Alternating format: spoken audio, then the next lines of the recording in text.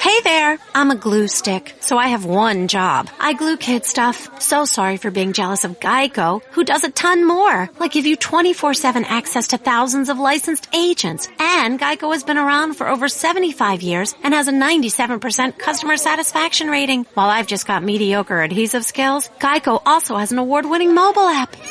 Uh-oh, arts and crafts time. No eating the glue stick, Miss Lydia! Geico. Expect great savings and a whole lot more. Greg Cote of the Miami Herald in with us today. Stu Gatz and Greg Cote both complaining about James Johnson. It's not fair what you guys do to the Miami Heat. They are hamstrung. The last 2 minutes of a basketball game are going to be problematic for them when they don't have anywhere to go other than James Johnson. I want you to imagine Draymond Green with no help. Right. Running an offense through Draymond Green. Go ahead. The last 2 minutes of the game. That's going to end up in some bad places.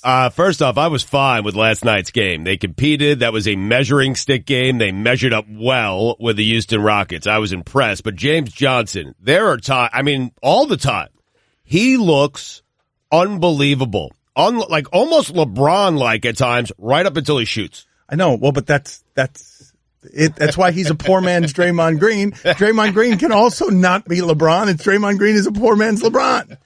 That is correct. And so that is why the Heat is maxing out its talent, because James Johnson is the best they got, and they're doing the most they can with it. Yes, they are. Valiant effort, though. Moral victory. No Goran Dragic, who's been your best player all season. If that's a measuring stick game, look, Goran Dragic averages 17 points per game.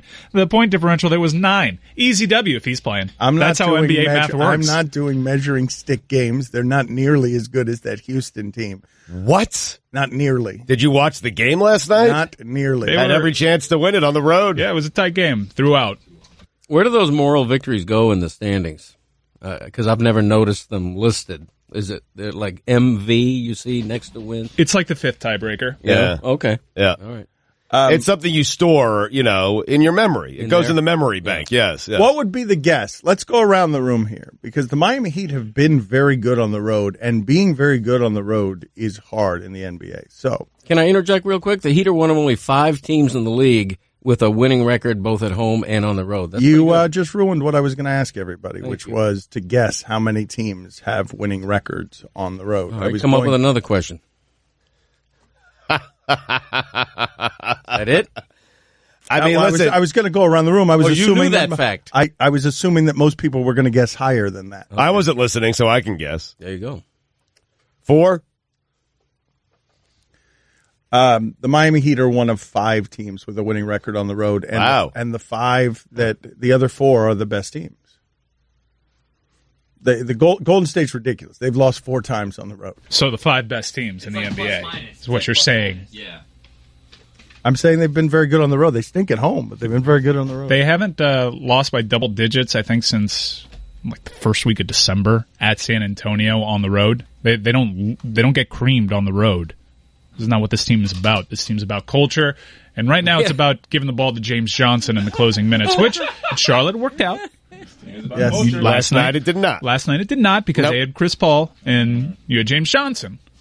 I love some of the matchups though that the Rockets forced on you, where you've got Bam and Hassan guarding the perimeter, guarding Harden and Chris Paul. Right. I'd love to have an honest conversation with guys like Harden and Chris Paul and ask them, hey, how do you feel about Bam guarding you on the perimeter? Is that more comfortable or less comfortable than what you like? One of these 7-foot wingspan guys who can actually move his feet and can guard you somewhat on the perimeter, can certainly keep you from the basket. They'll always get their step back threes.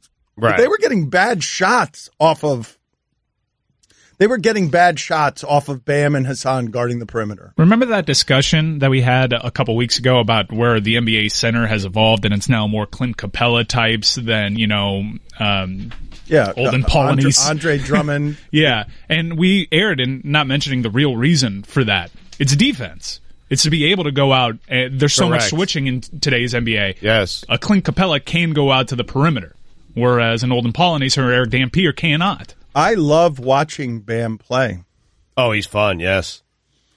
A lot of energy, man. But I don't think he's very good at defense. From what I can tell, I haven't looked at any of the numbers. It just seems to me that when he's in the game, I'm seeing a lot of things happening for the other team at the rim.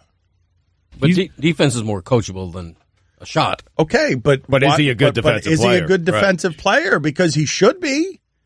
He's got the size, and it seems like he has the athleticism. You're right, he should be. No, it doesn't seem like he's got the athleticism. He has it. When Bam is on the court, he's the most athletic Heat player there is.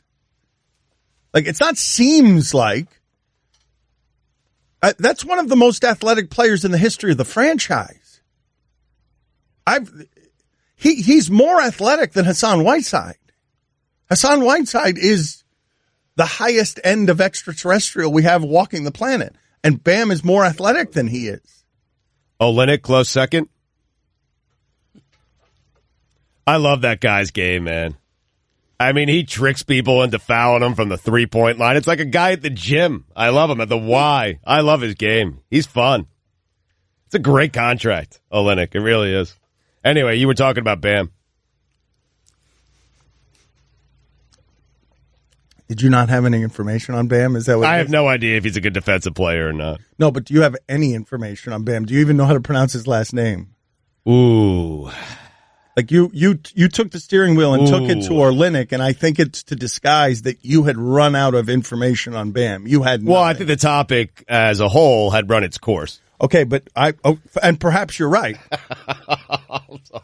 Perhaps you're right. But again, give me one fact about Bam that you had kept in the safety of your arsenal. Something that you were going to contribute to the conversation on Bam. I had nothing. Adebayo? Bam! Yeah. Mike, is Bam the most athletic Heat player ever? Man, more athletic than the Pogo Man? LeBron? Yeah, LeBron. I forgot he played here. So did I. It was that guy. So did I. In fact, they just asked you on SportsCenter with me last week if you could choose one athlete. I forgot LeBron played here. That's my bad. In all of sports. Yes, the athlete I would send to fight the extraterrestrials would be LeBron, but it'd be like Embiid second and Bam third. I forgot that whole 4 year of LeBron's prime stretch. Right, all of that. And Harold Miner. Baby Jordan.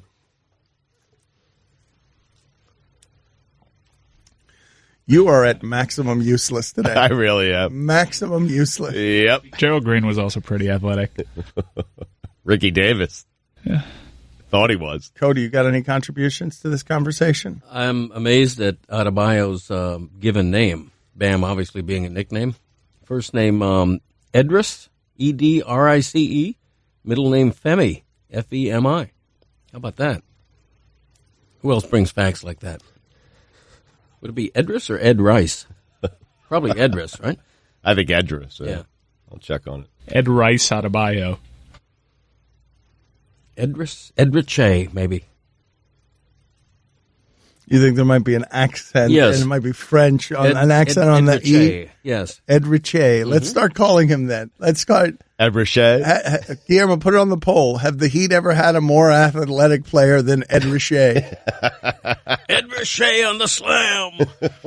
You know when Hassan burst on the scene a couple of years ago, and we were always just pointing to the advanced metrics on Hassan, saying, yeah, I know he gets the blocks, but he's not a good defensive player according to these advanced metrics, and we don't really understand it. Well, now it's gone the other way, where the advanced metrics on Hassan are pretty terrific. He leads the league in real defensive plus-minus.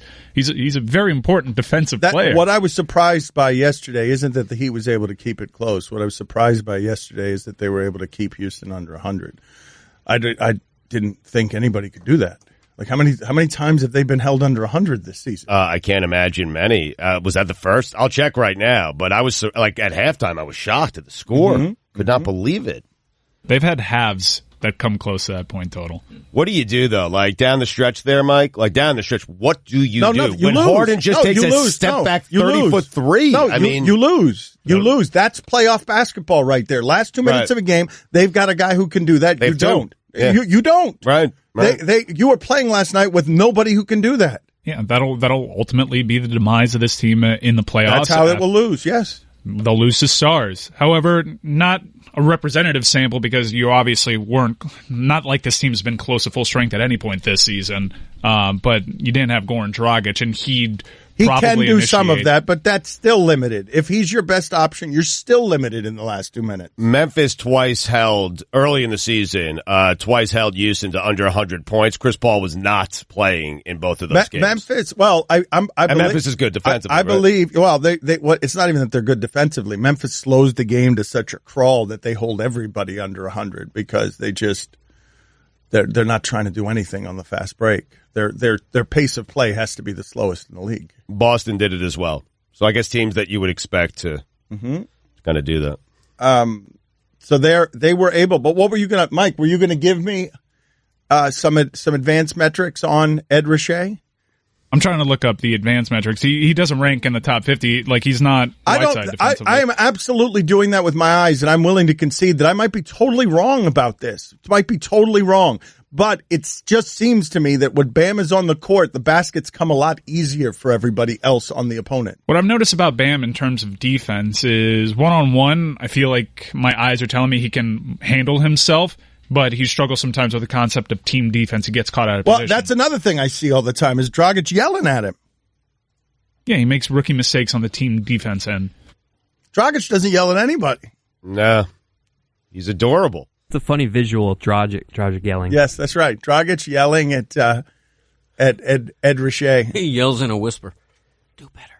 Is he one of those guys that you can't take seriously when yelling? I feel like he is. Like, there are certain people where I don't know. I think here's the mistake you're making, and you'd be a bad yeller. It'd be hard to take seriously. Over the summer, where he was Slovenian Michael Jordan. Here's the mistake that you're making, and I understand why you're making it. He's adorable. He's kind of a koala bear. He's got the accent. Right. Everyone thinks he's cute. This dude has been through some war-torn bleep. This dude at that side is not afraid of anybody in the paint. Goran Dragic will eat your kneecaps if it means he gets something that he wants. Goran Dragic is not to be trifled with. Mm-hmm. I agree. He's given his teeth to the NBA. He looks like an NHL player. That guy is getting his points in the paint in the NBA. Yep. So he's very competitive. No, it's not he's very competitive. He's No, he's not. No, you're not understanding. He's lived. No, you're not understanding what I'm saying. He's emerged from something that can be described as war-torn. I got it. I mean, take that to your cul-de-sac and smoke it. Honestly, war-torn. Goran Dragic. If Goran Dragic wants something you have, it is Goran Dragic's. But it's all in this packaging that's confusing. Well, that's what I'm saying. Like, I get all that, but if he was screaming at me, I don't know that I wouldn't just laugh in his face. I know. I understand. And I don't know that he won't shiv you right in your laughing face. He's been in a ton of altercations in the NBA, Goran Dragic, I think because he's got that background. And if you were watching him be Slovenian Michael Jordan over the summer, he would lead by yelling at his teammates and losing it on the bench, and it would work. They were all scared of him. Do you not understand the degree of difficulty in being Goran Dragic in the NBA? I've got some defensive rating, which is per 100 possessions. Hassan has a 98 defensive rating. That's under 100. That's very good. Bam Adebayo is fourth on the team. He's just below Olenek. He's ahead of James Johnson, Justice Winslow, and Josh Richardson, people who are reputed to be great defenders. So in terms of defensive rating, he's got one of the better numbers on the team. Okay. I mean, I am willing to concede that I'm wrong on that. If those, I just assumed if he is indeed that kind of good defensively, it makes Hassan Whiteside expendable. Mm-hmm. His offensive rating is the best on the team. He's got a 122 offensive rating. That's crazy. I just wonder what the market would be for Whiteside. I mean, it's not what NBA teams are looking for anymore. I don't know. I don't know the answer to that question. Teams are looking for players like Whiteside. Whiteside's not a defensive liability. I just went over the numbers. He can play in today's NBA. Hell, he is playing in today's NBA at a fairly great level. And he was good last night. I mean, against that team. Against the teams that are supposed to give the big 7-footers trouble. He was 11 of 16 last night. He was, yes. Houston is going to allow that to any big. They're going to get eaten up by bigs on efficiency playing threes against twos because they don't have anybody with size. He did have 7 turnovers, including a key one down the stretch. And how many free throws did he have? None? None. Yeah, none. That's not a small thing. Yeah. Not a small thing. Houston will let you get your dunks, hit the basket, and trade you 3 for 2, and then you look up at the scoreboard and you've lost because they make more threes than you do anything. He also goes a month without an assist, right? Whiteside. No, he's actually been better at that. He had 2 last night. Yeah, he's been better. He's been passing the ball. Mike, the ceiling on this team, though, is lose to Cleveland in the playoffs, right? Or is the ceiling, I guess, what you can hope for. Cleveland is melting down right now. No, but what you can hope for, though, is the idea of your season is the one that ends Cleveland's. Like what you can hope for. Cleveland, if you do believe that Cleveland is more vulnerable than they've ever been, and you're hearing about these meetings with Kevin Love and everything's falling apart, all the things that are happening right now is exactly how the early exit goes. Mm-hmm. Like these are the things you need to happen in order for us to all be stunned because LeBron lost in the second round. And that would feel like an NBA Finals in South Florida. Can you imagine Heat versus LeBron in an elimination series? Would it feel like that? Taking out LeBron and LeBron likely leaving after that series, that would feel really good to Heat fans. I agree, but he said it's like the finals. Would it be? I think it would feel like an NBA Finals. Man. What is he, 3 years removed now? Yeah, I guess it still would. I guess you're right. If you could end LeBron's season and I guess career in Cleveland as a Heat fan, yeah, that would feel like winning the NBA Mike, Finals. That's the best case scenario for this Miami Heat team, right? If in the dream scenario, the best case scenario is you end Cleveland season. Mm-hmm. Oh my God, yeah. I fantasize about that. Yeah. Of course. I would put a banner celebrating eliminate. I'm not joking. This is not a joke. I was not being funny. I would put a banner celebrating. Put it on the poll. If the Heat beat LeBron in the playoffs, should they raise a banner? Put it on the poll, please. They have and a parade. Yeah. And by the way, last night, huge night for the Mike and Billy time capsule. It was? Yeah, Yes. yeah. Billy, all right. Why don't you tell them what happened? No, find out next. Don Lebatard. You just lied to a cop on the way in here today. Oh, I sure did. Listen, I'm just telling everyone right now, I'm doing whatever I need to do to get to this studio as quickly as possible. Stugatz. So today it was all over the place. I was in a service lane. I was in the 836 line all the way to the end and cut people off to get back onto 95. The cop saw me and he pulled me over and he asked me, hey, how long ago did you know you needed to be in the lane you're in now because you just cut everyone off? You could have caused an accident. And I said, I got to be honest, I don't come down this way often. I live up in Parkland. I have a big meeting down in Miami. I said, this is the first time I've been down here in 6 months, and I probably won't come back down here for another 6 months. So these roads aren't familiar to me. You let me go? I mean, it's good. Hey, listen, it was a good lie. This is the Dan Lebatard Show with the Stugatz on the ticket. Do you happen to remember what you wanted Guillermo to put on the poll at Lebatard Show? Yeah, I do. A texter chimed in here, and he's right, or she's right. Olynyk throws 4 passes directly out of bounds every game. All right, Guillermo, put it on the poll. Does Olynyk throw 4 passes directly out of bounds every game? I was talking about Greg Cote and his career during the break. Nothing more interesting to Greg Cote than the subject of Greg Cote, followed secondly by Greg Cote's career. But I'm actually interested in Greg Cote's career because Greg Cote is still writing newspaper columns. Greg Cote has written, since the last time he was on with us, 2 excellent newspaper columns, one of them about Wayne Huizenga. Nice. But the newspaper column is a dinosaur. The newspaper column, ESPN, trafficked on the credibility of newspapers, put all the sports writers on television, and the newspaper column died with aging media and new technology.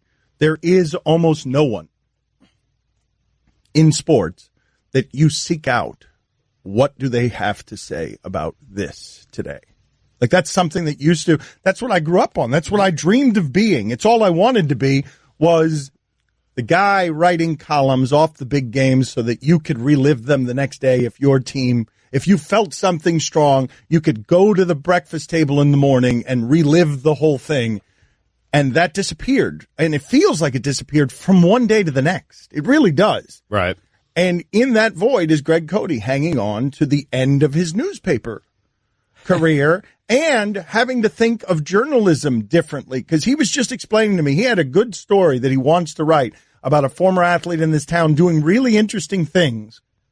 And he's like, I can't write it. Nobody cares. Yeah, everything is quantifiable now with how many clicks it's going to get, how many eyeballs are actually going to be interested in whatever you write. And so, so that factors into whether or not you pursue a story. I guess it has to. It's such a terrible way to do it, though. I know. Terrible because you're not writing what you're really passionate about. You're just doing the Kardashians. You're just giving people the Kardashians because the people have demanded the Kardashians. Yeah, it not only factors in, it steers the whole narrative in terms of what I write or what I'm asked to write. Or it's not about writing the interesting story. It's about how famous is the thing that you're writing about. Sure. Yeah, that's essentially true. But you're right. It's changed. I mean, I remember as a kid watching a Dolphin game, and as I'm watching the Dolphin game, I'm thinking to myself, what's Edwin Pope gonna I wonder write if people miss that. Do you miss that? And I know I sound like a dinosaur, but keep in mind, this is why I got into it. All I wanted to be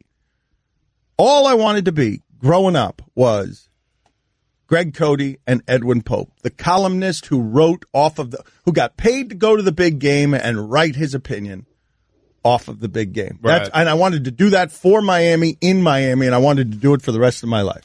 Well, and you achieved that. I mean, not the rest of your life part of it, but I'm saying that you was were the guy after a Dolphin game. But I'm saying that was my destination. My finish line was, I want to be the guy that you're reading in the morning after the game, reliving it because you want to hear what that guy had to say about the game. What happened to that? Well, I do miss it. I think what happened to it, at least for me, I can only speak for myself, I guess, is sports radio. Because it went from I didn't care what the columnist was writing to I wanted to hear what Mike and Chris had to say about the game, and I was there at 1 o'clock listening. But I remember the time when the sports radio people, all they were doing was stealing our bleep. Mm-hmm. Hell, we created this, at least in part, because I was so fed up with Hank Goldberg just ripping the Miami Herald for 10 years unabashed while using all of our content to make his show what it was. Yes, he would use your column, your opinions to... Correct. Yes, to do entire shows like correct. I was doing his job for him. And I'm like, well, hell, I'll do it myself for myself. I don't need to be doing his job for him, too. Sports radio and newspapers, though, lived pretty harmoniously before the Internet. And what changed newspapers is the idea that you didn't need to read the local newspaper to find out about the local team. It used to be, the Miami Herald and the Miami News and the Sun Sentinel covered the Miami Dolphins, and that was about it. But then ESPN comes along, and they cover the Miami Dolphins, and they do it well. Yeah, they do it well, but it used to be that they couldn't do it nearly as well. Right. Now newspaper resources are so flimsy that they can do it almost as well. But once upon a time, ESPN could not get into the local game with the local newspapers throwing local resources at a local interest. Right. The ESPN had no way of getting in that game. But all that's changed. Now, nobody covers your NBA team better than Woj. You know what I'm saying? He knows more about your team than the local guys. Of course, is that true? Is that true? Well, in terms of the stuff that you really care about, big deals and what's going on, conversations that are happening, yeah, look, I think that's you true. know how much I respect Woj. I find it hard to believe there are places that Woj is going to know more than Ira Winderman and Barry Jackson, but not a lot of them. Right, and I'm taking license to say that literally. I don't mean it literally, but I'm making a point that national entities cover your local team now, not just your local newspaper. But in fairness, the local newspaper is evolving. I mean, obviously, 90% of people who still read me on MiamiHerald.com, not in the printed edition. That feeling, though, about waking up the next morning and want to hear someone's take on the game that you were interested in, that hasn't gone away for me. It's just evolved. If there's a great slate of games on the weekend in the But Premier where do League, you go? I go to the Men in Blazers podcast. No, okay, Premier League, okay. I go to Canes Insight when I want to hear Canes talk. I go to the Basketball Friends or the Low Post when I want to hear NBA. I get so excited when, the Low Post is talking about Goran Dragic. Right. That's where I go now. Those are the if there's a Super Bowl week buildup, I want to listen to Part of My Take. These are the podcasts. That's where I go now. I just don't open a newspaper anymore. So you go to podcasts. I'm wondering, is there a writer out there that exists online that people still go to? Here's what I'm worried as it relates to me for the future of this show, right? Because I am really enjoying being out of Twitter. But the part I'm worried about is I have lost my intellectual curiosity for what people like that have to say about anything. And I think losing your intellectual curiosity is a slow slide into the kind of laziness that makes it very difficult for you to keep up with evolving young people. Like, I worry about the idea. I'm getting very comfortable sort of with I know what I know. And that's exactly what Wilbon and Kornheiser did. And then the next thing you know, they've still got a very popular show, but it's not the edgy show anymore. And it's the show that young people are looking at and saying, look at those two curmudgeons. They think they know it all. They're not willing to evolve. They think they've got all of the opinions figured out and they don't need to hear from anybody on anything. But so when I hear Mike give that long list of things that I haven't heard of, right. I know what the Low podcast is and I know what Pardon My Take is, but when he's listing that, and Men in Blazers? Yeah, Men in Blazers. And I've heard of that show as well. But I think that what Mike is doing was what a lot of people are doing, where they're creating their own newspapers. Yeah, that's what Twitter is. Mike, that's not what Twitter is. Mike is developing his own entertainment newspaper where he can just go get all of the things that he wants. He doesn't need it in the one place from the newspaper. He's just going and getting it from all of the best places that he's discerned. And by the way, Greg, once a week, you're in several million people's newspaper that they're crafting digitally. With podcasts, our show is a part of people's daily lives like that. I feel blessed to be a part of people's routine like that. I listen to about, on average, 8 different podcast episodes a week. I don't know how you guys have time for that. Outside of jobs where you can work for 8 hours a day and in that job you're able to listen to stuff without people knowing about it, I really don't understand. Given the number of options, I'm not even kidding when I say this. I mean, for me, I drive an hour pretty much each way. Yeah, and I can knock him out in the car. Yeah, and when I go to the gym, I either listen to podcasts or that's when I find my music time. I find the number of options in entertainment to be overwhelming. Mm-hmm. That I cannot keep up. I like something and then I want to binge it. I can't binge 10 things at the same time. Right. I find the number of options to be too much to handle. And then you binge one and then everyone else is telling you something else is better than the one you're watching and you want to get to that one. I'm telling you though that there is nothing that makes me feel older than what we're talking about right now. Yeah, you guys are sounding pretty old. In fact, Cote sounds the youngest because he hasn't spoken at all. Don Lebatard. Kenny, how you doing today? Kenny. Waiting for Ken, trying to hook him up here. Ken, you with us? We'll try again. You guys got him? Stugats. We'll take a quick time out. You guys figure it out. Goodbye. This is the Don Lebatard Show with the Stugats on the ticket. Greg Cote of the Miami Herald in with us today. I want to get to his Wayne Huizenga column in the Miami Herald in a second because it really does feel like Wayne Huizenga has been lost to history, even though much of sports in this market is because of him. Much of the things that you love in South Florida today were brought here because he had a dream for something that was even bigger than the one he ended up pulling off. He wanted to own a portion of the Heat. He wanted to create Disney World in South Florida with sports. Many of the things you love, like the Marlins and Panthers. And the Dolphins. Stugat. Sorry. Not to you, to Wayne. That felt like a cheap shot. I know. I just love that your entire career is built on top of it, and you make fun of it. Like, the only reason you earn money is because of the things that he did, but you're going to get your jokes off. I mean, he bailed on those teams before everyone else did. He built them and bailed. Build and bail. No, in fairness, I mean, he owned one team 6-7 years, the other 8 or 9 years, and the Dolphins 15 years. He put in some time. Got both those franchises off to pretty good starts. The Panthers obviously were in the Stanley Cup Finals in their third season.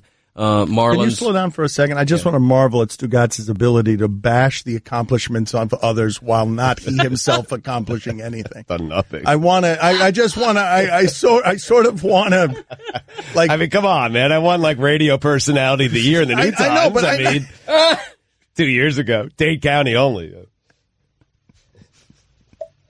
Accomplished nothing. I mean, we're headed to the Hall of Fame. I'm just saying comparatively. Got a bunch of Suey awards in the trophy room. Talking at him. What? And when I say accomplished nothing, I'm throwing us in that group too. Like I am. You have real accomplishments on your resume. Yes, you talking into microphones about sports is not an accomplishment. It is thievery. It is not an accomplishment. Yeah, but all those columns that you wrote, I mean, those will live forever. They're fantastic. They won't live forever. The columns won't live forever. You guys have forgotten about the columnist, period. But, Mike, this is what I want to ask you. As I get intellectually lazy, as intellectual curiosity seeps from my body, as I slowly morph into Mike Francesa, feeling like I know everything and there is nothing to learn from these young people in sports, can we just, like, max out? Can we press the pedal to the floor and like just get a bus and start doing tours and like just like ransack the nation as a rock band radio show just to gas this up so that it just like drive straight from here in our bus from ESPN into the sea in Seattle. Just like shoot across the United States, one last burst. Pedal to the metal. The all money grab tour. Yes. Like just one last, like steal the Wingo and Golick bus and grab Cote by the wrist, throw him on the bus, and then Poughkeepsie, here we come. Mm-hmm. Yeah, one last grab, one last money grab. Can I drive the bus? I would love it. Would you guys want to do that? I'm dead serious about this. Would you guys want to turn the radio show into a parody of the Jim Rome nonsense where we welcome people to the jungle and end up, like going to campuses and having tour stops? Cool. We're going to have to avoid a very large portion of the middle part of the country. Right. They're not going to want anything to do with this. We'll skirt on the outside, end up in Canada. Yeah. Although surprisingly well in St. Louis. All right? On delay, but we're doing all right. All right. I want an answer to the question. Yes or no, you guys want to be that radio show? Drive around the country? Since when do you want to be that radio show? I'm asking you guys. No. Yes or no, do you want to be that radio show? No, I think there's a middle ground between not doing anything ever and touring the nation on a campus tour in a bus. There's probably something in between we can do. Yeah, probably, but you do realize what I'm saying, right? You guys do realize that what I'm saying is money for you guys. Yeah, I understand that. I'm down. I understand that. But I'm with Mike. I think there's a happy in between what you're saying and what we're thinking. Like, I'd love to go if Alabama is playing Georgia. I think it'd be fun to go to, the University of Georgia on a Friday to do a show. I think that'd be fun. No, but here, or Augusta. No, wait a minute. Now, just Augusta. At the Masters. Of course. Stunning that Stugatz would turn it into, how can I get things for me? Well, we could certainly go to some places that you're interested in going to. No, I'm talking about doing it differently. I'm not talking about doing it like everyone else would do it. Oh. You want to just go to the Super Bowl this year in Minnesota? That's how you want to do it? No, but I think we'd be a hit. It's too cold there, and I don't want to go to Sioux Falls. What I'm thinking is, okay, if we go, like I'm telling you, we're big in big college towns. I'm telling you. And that's where I'd like to go to, enjoy some of the the big college towns in Augusta and at the national championship Well, game? it's very close. University of Georgia and Augusta. I mean, we kill two birds with one stone. I think the idea works if we go where we're not wanted. What you have to do is drive that rattle trap bus to the Masters tournament, for example. We all wear green jackets. Yes. And we infiltrate the holy ground of the Masters and start broadcasting very loudly over like a megaphone while guys are trying to putt. I think that's where you really draw attention to the show in a positive way. You see what I'm saying? In a positive way? Yes. Yeah. It's an attention-getting ploy. To ruin the Masters. To ruin the Masters. And then, you hightail it out of there, right. tires screeching, yeah. Right? And then you stop at the local Waffle House. Yes. You set up shop man in a of Waffle the people. House. Right. There are ideas there. Like if we have listeners or we send guys from the shipping container to go and try to ruin the Masters. I'm not gathering that anybody wants to do this. Mike, I just saw the wheels in his face, and it just became logistics. Like all that he started buffering on logistics. And yes, of course, it would all the planning of this would fall to him. I'm down to do it, but let's get some sort of plan and actual targets, and we need lead time because there is no money in this if it can't be sold. Correct, but I think this would be fairly easy to sell, and this is the beginning of our request for our own bus. Because by accident, this happened fairly quickly here. We're the biggest show at ESPN. And it's not really because we're that great. It's just that everything has fallen apart in the radio lineup around us. Yeah, we've actually held pretty steady. Like we're all of a sudden the longest tenured thing at ESPN. We just got here. Like we got here 6 minutes ago, and it's like, woo! All right, it's ours now. There's no Mike and Mike. Van Pelt and Russillo are gone. Yeah. How did this happen this quickly? Well, everyone left. I mean, that is how it happened that quickly. As sales walks into sales calls, they used to try to not bring up our show. Now they're leading sales calls with our show. It's funny. We used to be this appendage, that they didn't want to talk about at the sales meetings, and now all of a sudden we're a rocket ship. Freddie Coleman's been around. Yeah, he's still here. He's still here. Cody, tell me about this Huizenga column. What do you want people to know? I want people to appreciate Wayne Huizenga. He just turned 80. I believe he's in failing health. The Panthers just honored him, had a night for him on the 25th anniversary of that franchise being founded. And it was because of Wayne that it was founded. And, he's the father of two franchises down here and really, in a way, the savior of the Dolphins because the Robbie family, soon after Joe died, the Robbie family was having tremendous financial issues. They had to pay off almost $50 million in estate debt. And Huizenga positioned himself, as a businessman would, to swoop in.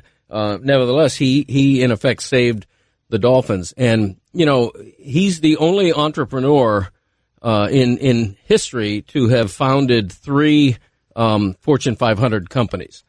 He's just had a very interesting life. Waste Management, Blockbuster, and what is the third? Was it an AutoNation or something? AutoNation, yes, AutoNation. And I don't think he gets enough credit. And not only does he not get enough credit, he's vilified too often because when you play word association with Huizenga's name, you go back to his breaking up the Look at Guillermo. championship Guillermo is back there sinisterly laughing. Right. What are you laughing about, Guillermo? The last time I saw Wayne was the last game in Pro Player Stadium for the Marlins. I was booing him. It was so fun. Sure. Oh.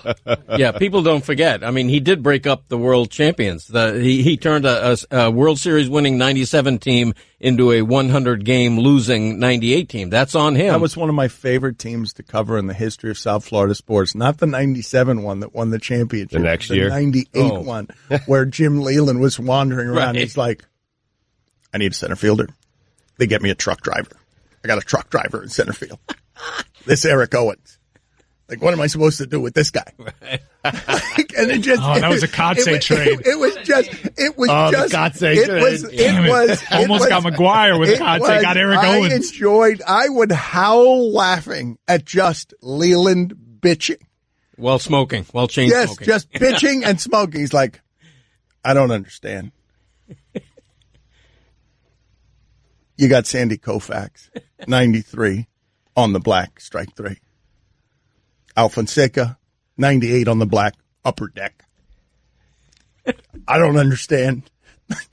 Just him bitching all season long about, like, he signed up to be like a champion and he was the big free agent manager and they got him every player that he wanted and Huizenga swooped in and got him. And then he looks up and Eric Owens is his center fielder. I did go out of my way on Friday to watch that Wayne Huizenga ceremony against the Vegas Golden Knights, and I was made really sad by how I cursed his name when he broke up the Marlins. To be able to see that, because he's essentially been in hiding. That was the first public appearance in a very long time for Wayne Huizenga, and I was made to feel bad by seeing the kind of shape that he was, because obviously he wasn't on the ice for the ceremony. His family was there, and he was sort of waving from the box. And there's a lot, the 97 Marlins, obviously. Everyone will remember that forever. But like Cote said, he did a lot of good in this community. He brought the team. Cote, I would love to talk to him. Do you know we've talked about failing health. Do we know what kind of mental state he's in? I would love to talk to Wayne Huizenga. Keep in mind, this man, we can, without dispute, say, knows business. And if he got out of the business of baseball, it's because he saw he wasn't fixing the business of baseball. Right. Like, to go from winning that championship to immediately dismantling them, like there had to be something fundamentally, structurally wrong with the business of baseball for him to bail like that. Yeah, he knew. He wouldn't have if there was a salary cap. He wouldn't have bailed like that if there had been a salary cap. But that's a strength of his, right? Like a visionary as a businessman, to know, hey, it's time to get out of Blockbuster. Yeah. Right now. Right. You sell 5 years before you have to. Right. He's off the grid, I'm told, in terms of public appearances. I went through Miami Dolphin back channels to try to get an interview with him, and his camp respectfully declined. All the stories that I hear about Wayne, specifically the Nick Saban one and the Jimmy Johnson ones that you mentioned, where he made these deals and he was very caring for how people felt and their families, that would never really made it to public light. He was just a villain publicly because of what he did with the Marlins. Bleep. Saban will not talk about anybody in his flowery terms as he talks about Huizenga. Jimmy Johnson doesn't talk about anybody the way he talks about Huizenga, and Jim Leland doesn't talk about anybody the way he talks about Huizenga. These are wealthy, powerful men. You know that I've told you that story before. Keon dueling on Mickey Arison's yacht with Shaq, and he's like, "Shaq, you ain't rich. This is rich."